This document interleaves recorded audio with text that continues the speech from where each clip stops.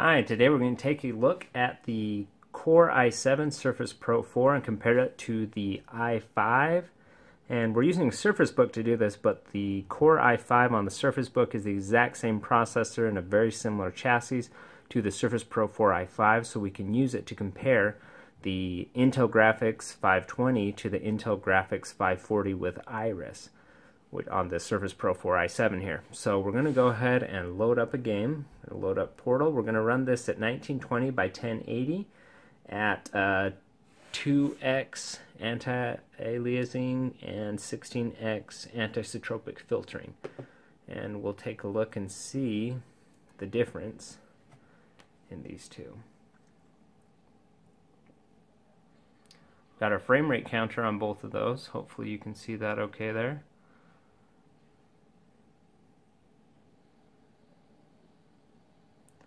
Okay, so right off the bat you can see that the i7 has the lead. It's running at about 90 frames a second, where the i5 is running about 45-50 frames a second. But let's go ahead and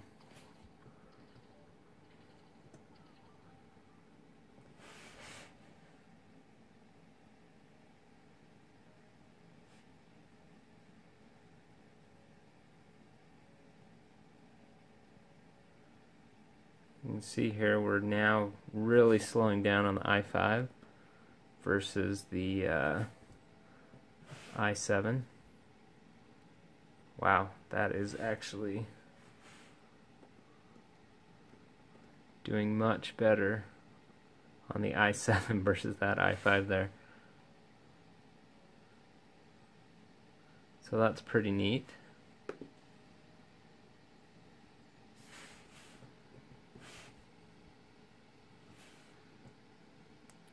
Although the i7 does throttle eventually.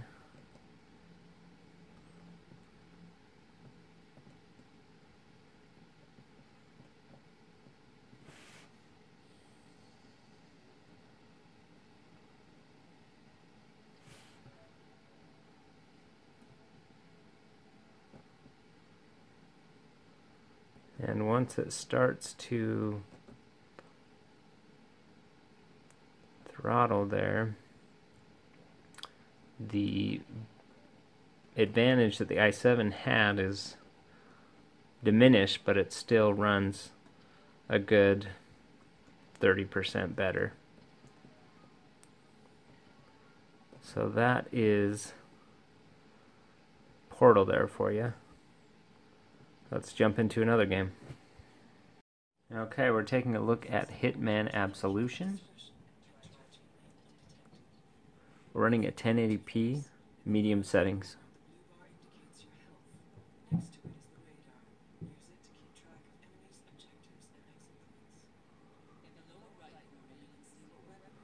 So this game actually is doing pretty well on the i7.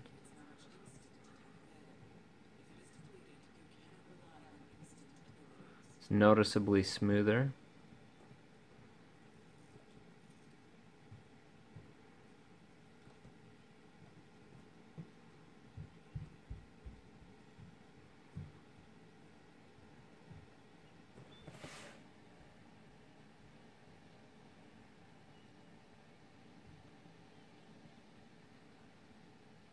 Of course, then throttling kicks in, and you're left with pretty similar experiences.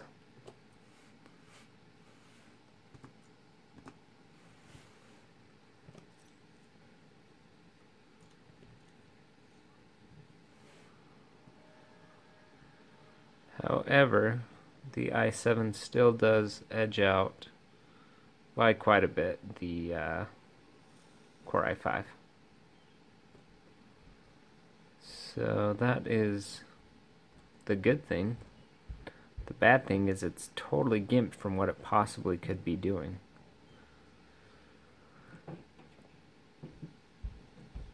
So there you have it. Real world testing Hitman Absolution.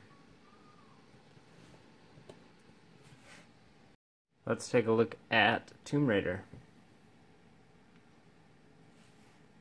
This is running 1080p.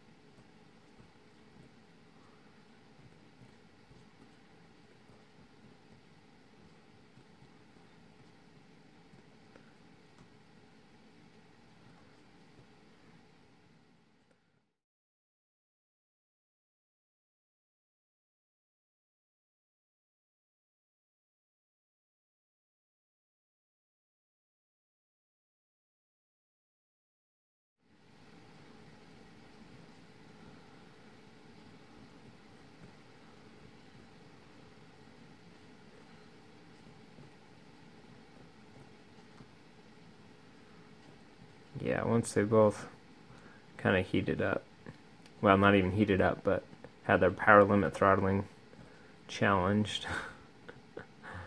So now we end up with the i7 edging out the i5 by a little bit. 35 versus 25 frames a second-ish.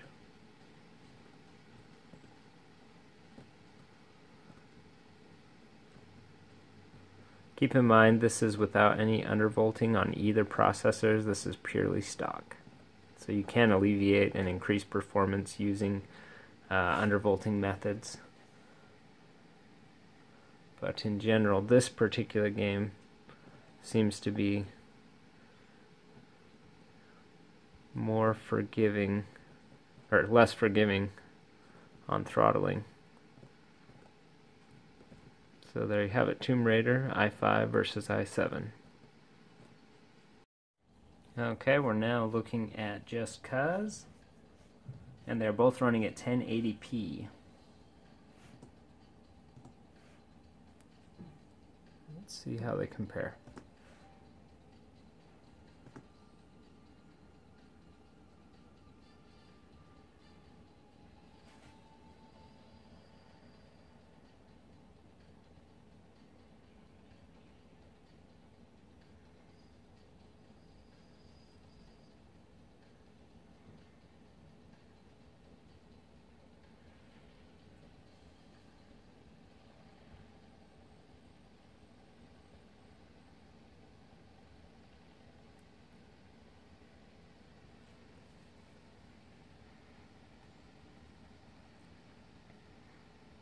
So far the i7 has a pretty nice lead. In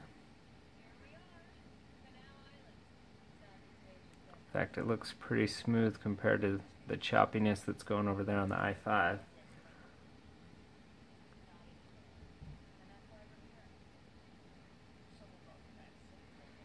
But just wait for the throttling to kick in.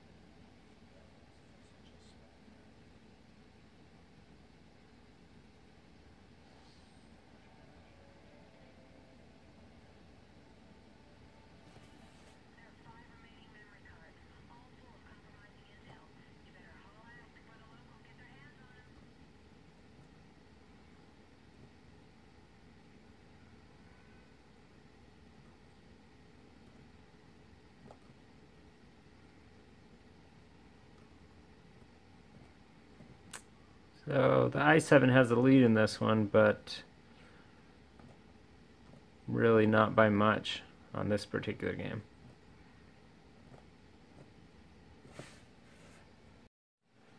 Okay, we're back in Minecraft here, and I wanted to show you something that is particularly alarming. We're on the exact same seed, we're on the exact same Minecraft world, we're at the exact same settings and exact same resolution. However, you will notice that the Intel 540 is running much slower than the Intel 520. If we look straight at the ground, that's probably a good test. Make sure we're in the right location here. They're both about equal. But if we look up at that birch tree there, you can see that the Core i7 is running about 40 frames a second, where the i5 is running about 60. So I'm pretty sure it's because the i7 is power limit throttling so hard that the performance is compromised. Now, that's just in this particular game. It's running about 750 on the graphics processor and only 1.1 gigahertz, where the i5 can maintain 2.7 gigahertz and 850. So the power limit throttling is really gimping the i7, and this game especially shows it pretty hard in sustained loads, because that's just frankly unacceptable to see the i5 outperforming the i7 in this particular game. But let's look at some more games.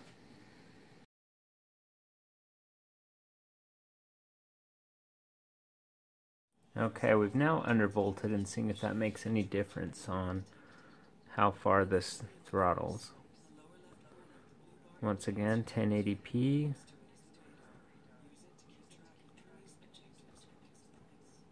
Medium settings.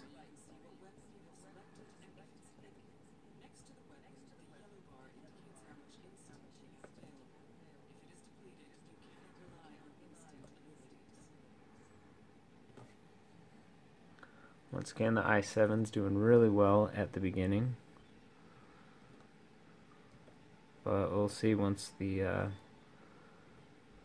power limit throttling kicks in.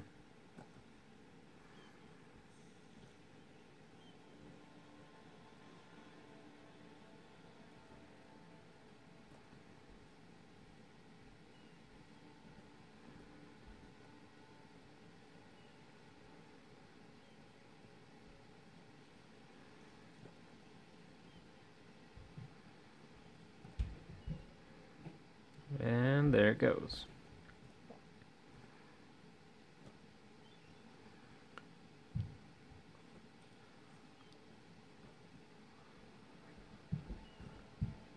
So the 15-watt power envelope is really bringing the performance down.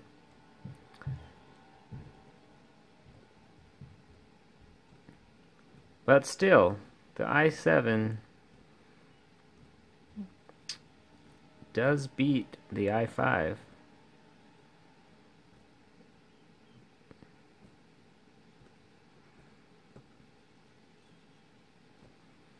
In this case, by quite a bit. You can see it's actually quite a bit smoother.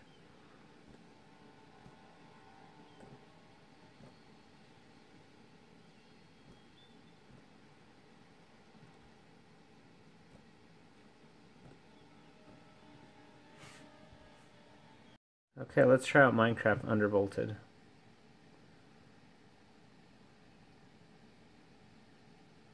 And we're going to try to see if it makes any difference. So actually that's quite good at this point. The i7 is running much quicker than the i5 right now, but once again we got to wait for the power limit throttling to kick in. So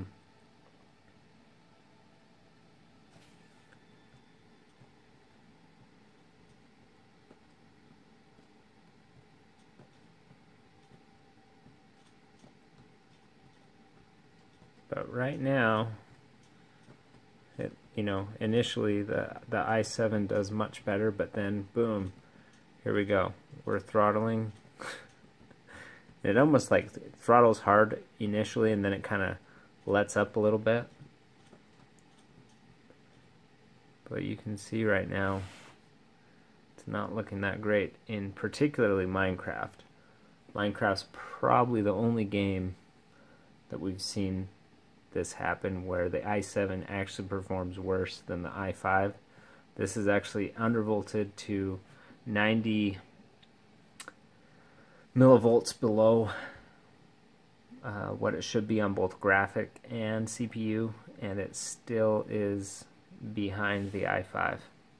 So Minecraft is that anomaly. Other than that, the i7 tends to retain its performance even when throttling above the i5, but not in Minecraft, even when undervolted. It's closer. It's within 15-20 frames a second, but it's still not where it should be. You saw at the very beginning it was running at about, over 100 frames a second, easy. But then throttling, there you go. So let's take a quick look at the Intel XTU panel, and we'll actually see what's going on here.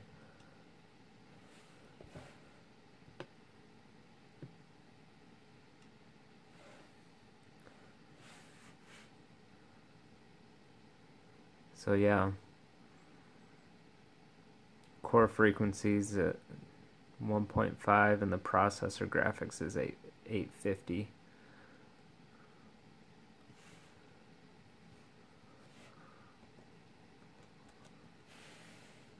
Where on this one, you've got, oops,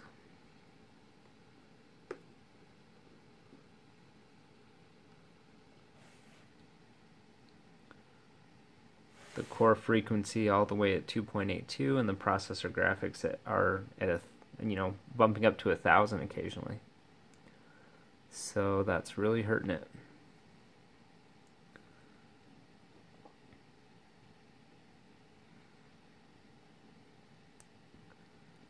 Well, that is that. So where does that put us, guys? Well, the i7 has better performance in almost everything it does, and especially when it's not throttling. It's got super powerful hardware. However, all that hardware does require more power, and with more power, yet still being limited to a 15-watt envelope when extended usage comes into play, you're kind of a little bit in trouble on the i7. It throttles back very hard. It's not a thermal throttle, it's a power limit throttle, but it a lot of times brings the core way down to 900 megahertz a lot of times, and a lot of times the processor graphics go down to 600 or so.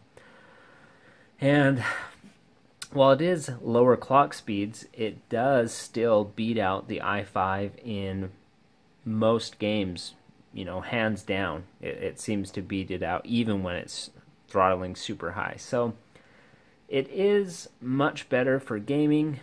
Sometimes it depends on the game. Some games are only very slightly quicker, and others are, still 30% quicker. And initially they're much quicker. Sometimes 80% quicker than the i5. It just can't maintain that. So I don't know where to call it. It's probably going to depend what games you're going to be playing. If you're playing Minecraft, you do not need the i7, but any other game, it really does give you tangible benefits. So there you have it. If you have any other things you want me to test, let me know. What would be really nice, you see this package TDP, an extended gameplay that drops down from 25 watts to 15 watts. And if we could find a way to override that, that would be really helpful. However, that's probably something that's coded into the BIOS by Microsoft. And it is a 15-watt chip. You can't get around it. The limit is 15 watts, and it's going to stick to it, even if you're not even in trouble thermally. So Hope you've enjoyed this video, and subscribe, and we'll continue making more Surface videos. Thanks.